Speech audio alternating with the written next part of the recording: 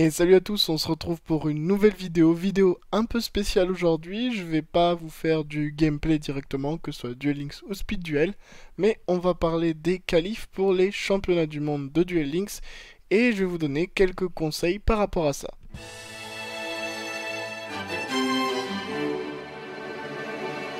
Alors tout d'abord, je veux évidemment expliquer pourquoi je me sens légitime de faire cette vidéo. Tout simplement parce qu'il y a 2 ans, j'avais fait 7ème Europe au qualif pour les premiers championnats du monde. Et bien que je n'ai depuis plus tryhard le jeu autant, en tout cas pas pour ces compétitions-là, j'ai quand même fait toutes les compétitions depuis et je peux dire que mes conseils que je m'étais appliqués à moi-même à l'époque fonctionnent toujours à l'heure actuelle.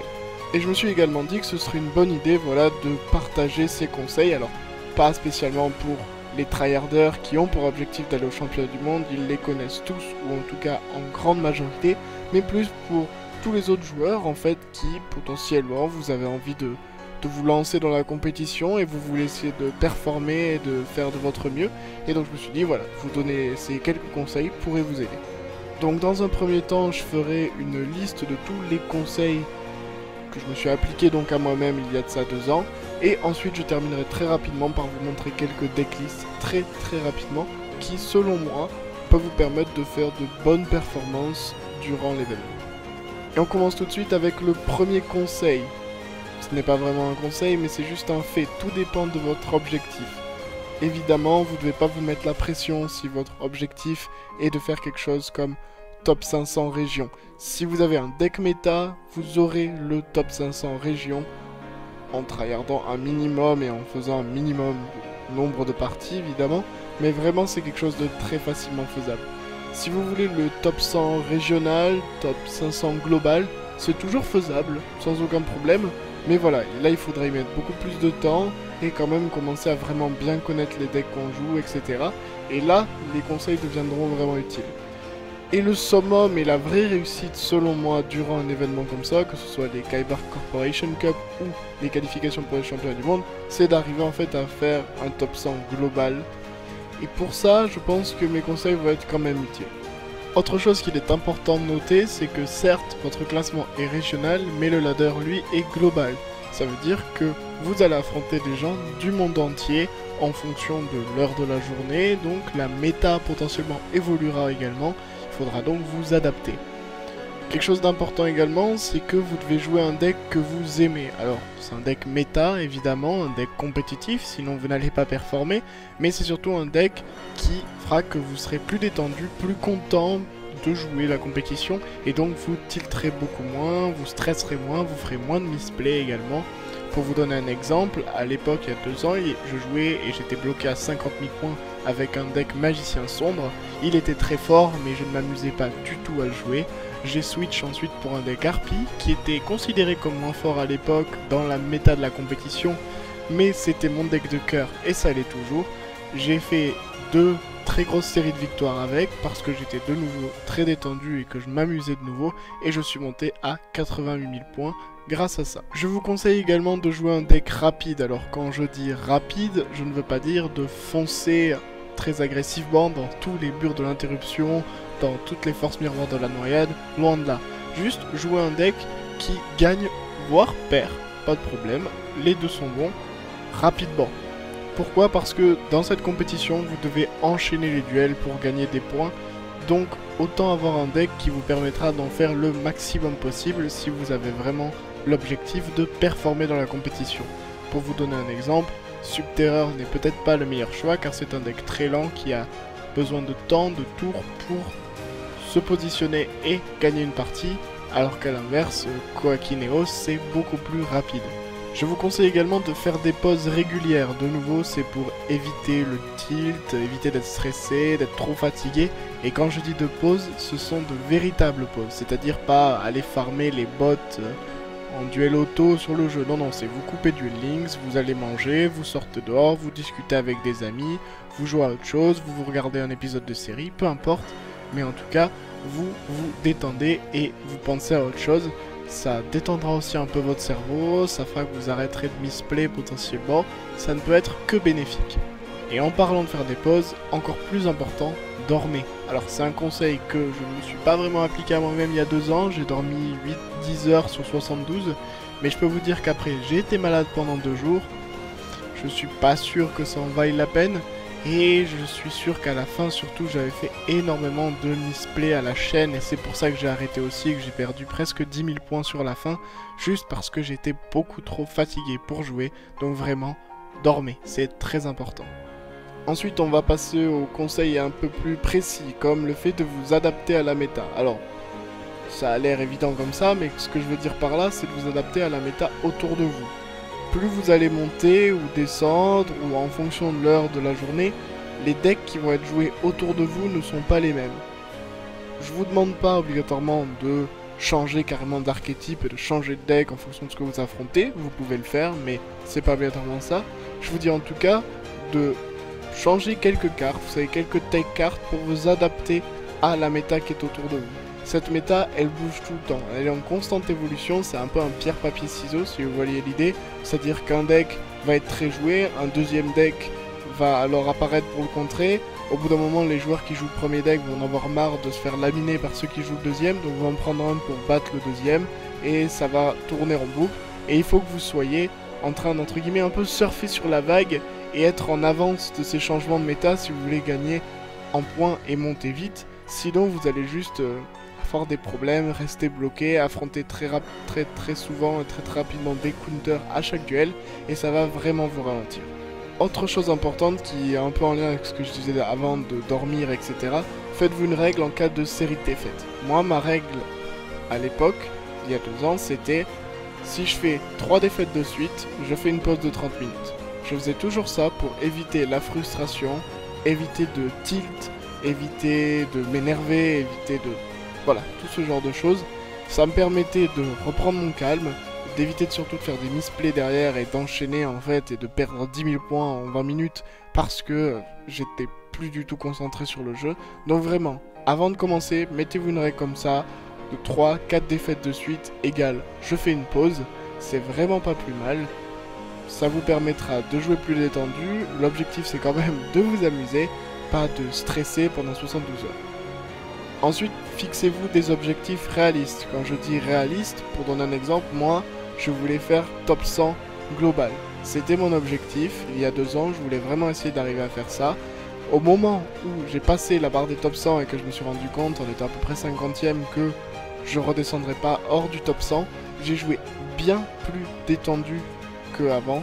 J'étais beaucoup plus tranquille, je faisais mes duels sans trop de stress, et je suis arrivé top 10 grâce à ça, avec des séries de victoires que j'aurais jamais cru possible pour moi, juste parce qu'en fait j'étais détendu, je faisais pas de misplay, je pouvais réfléchir bien à mes plays, et d'ailleurs ce qui à la fin m'a coûté peut-être le top 3, c'est que justement je me suis mis à trop y penser, à me dire oh là là mais je vais peut-être faire top 3, je vais peut-être aller au champion du monde, et j'ai commencé à stresser et à misplay, et c'est là où j'ai décidé d'arrêter. Donc vraiment, fixez-vous des objectifs réalistes et atteignables, comme ça vous les avez remplis, vous êtes content, et après vous essayez pour le fun, pour le bonus, pour l'amour du jeu, vous essayez de battre encore plus vos limites et d'aller encore plus loin, mais tout ça en étant détendu. Un autre conseil important, mais qui va peut-être surprendre certaines personnes, il ne faut pas jouer, ou en tout cas le moins possible, aux heures où les Asiatiques jouent. Alors pourquoi je dis ça? Parce que j'entends déjà des gens qui disent « Oh, mais c'est pas vrai, les Asiatiques sont pas les meilleurs ». Alors déjà, si, sur Duel Links, de manière générale, surtout les Japonais, c'est eux qui performent le plus dans ce genre d'événements, même en tournoi, ils sont également très bons. Donc, je considère quand même qu'il faut éviter de manière générale de les affronter, c'est plus difficile. Mais surtout, c'est pas ça le problème.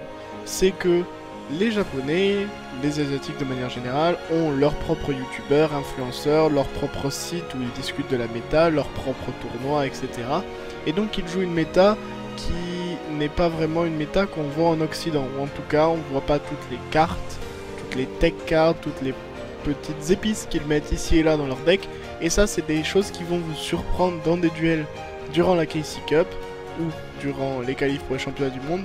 Ça va vous faire tilter, ça va vous énerver, vous allez peut-être faire des séries de défaites juste parce que vous avez affronté un joueur asiatique qui vous a sorti une carte que vous ne connaissiez même pas, et ça n'en vaut pas la peine. Pour vous donner l'idée, Les horaires généralement où les asiatiques jouent plus, c'est évidemment après-midi et soirée pour eux, c'est-à-dire pour nous en France entre 7h et 17h. Alors je ne vous dis pas évidemment de ne pas jouer pendant 10 heures, mais c'est peut-être là où vous pouvez jouer un peu moins, faire plus de pauses et tryhard beaucoup plus à partir de 17-18h jusqu'à aller dormir. Je l'avais fait il y a 2 ans, j'ai malheureusement pas ici le schéma, enfin le graphique que j'avais fait où je voyais en temps réel l'évolution de mon score en fonction de l'heure, mais je peux vous jurer qu'entre 7h et 17h, c'était les moments où je réalisais les pires scores et de loin. Un autre conseil un peu ambigu et que certaines personnes ne suivront pas, j'en suis sûr, c'est groupez-vous pour jouer. Alors attention, quand je dis groupez-vous pour jouer, je ne veux pas dire jouer à plusieurs sur le même compte, surtout pas. Mais je veux dire rester en contact avec des potes qui sont aussi dans la compétition, que ce soit juste en MP, en discutant, à l'écrit, sur Discord ou autre, ou carrément en vocal avec des amis, ou encore mieux même en étant dans le même appartement ou la même maison pendant l'événement. Ça ne peut qu'être bénéfique pour rester plus détendu, avoir plus de fun, ne pas rester dans son coin et commencer à stresser, à s'ennuyer, à ne pas s'amuser, etc. Pour vous donner 2 exemples, Mazarek et McMurphy, que vous connaissez sûrement si vous connaissez un peu la scène française au niveau compétitif sur Duel Links, donc 2 très bons joueurs, font toutes ces compétitions-là ensemble. Alors, ils ne s'entraident pas, ils ne jouent pas sur le même compte, mais ils sont ensemble, ils discutent, ils se détendent un peu, voilà, et ça leur permet de jouer beaucoup plus détendu. Il y a 2 ans, j'avais fait pareil avec Todd Pup. Todd Pup qui était donc un des joueurs qui avait ensuite été au championnat du monde, et pendant toute la compétition, on avait discuté par message écrit, par Discord, et ça nous avait tous les deux beaucoup aidé. Et dernier conseil évident, et en plus j'en ai parlé durant toute la vidéo, évitez le tilt à tout prix.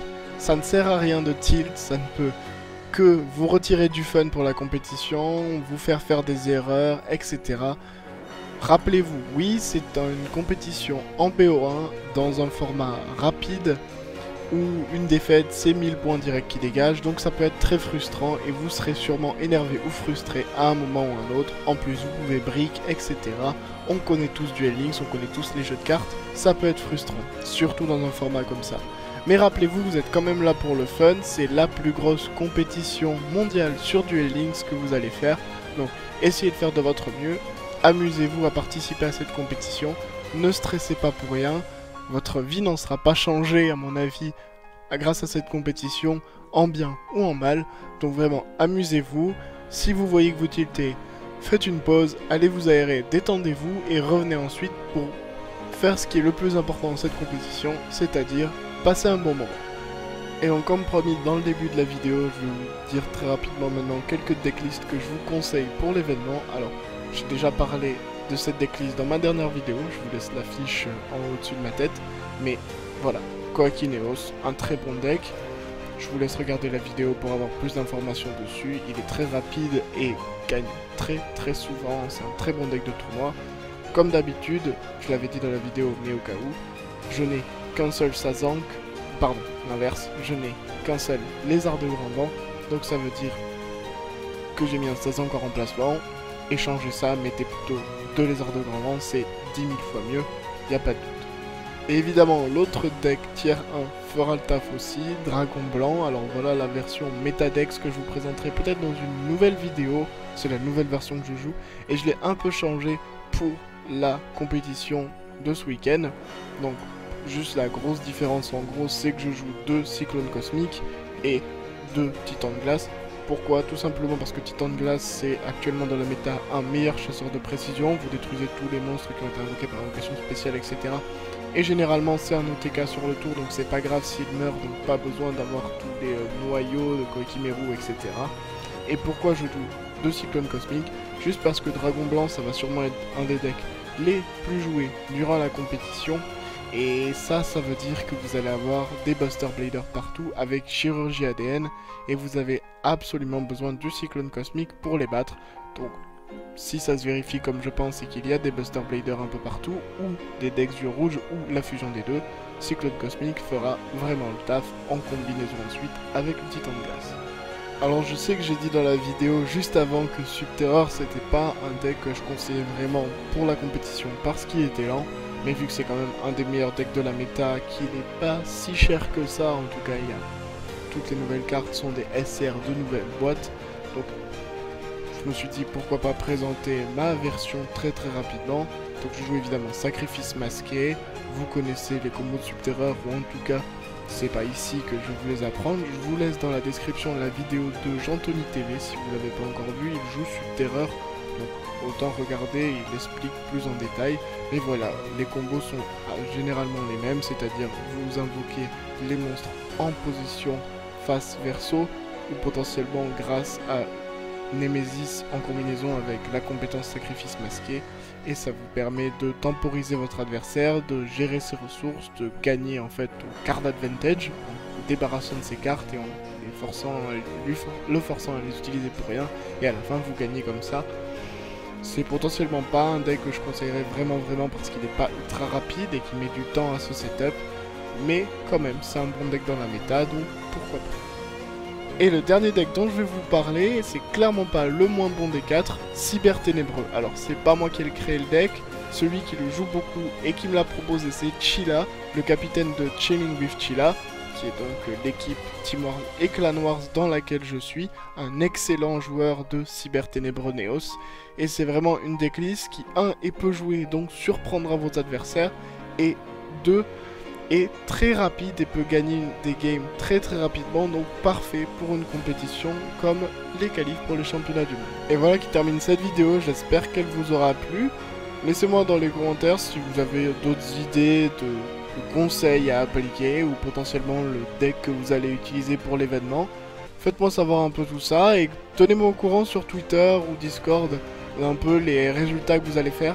Je ne participerai pas, en tout cas pas en tryhard à l'événement, mais si vous voulez des conseils ou quoi que ce soit pendant l'événement, en tout cas moi je tweeterai un peu les résultats, etc.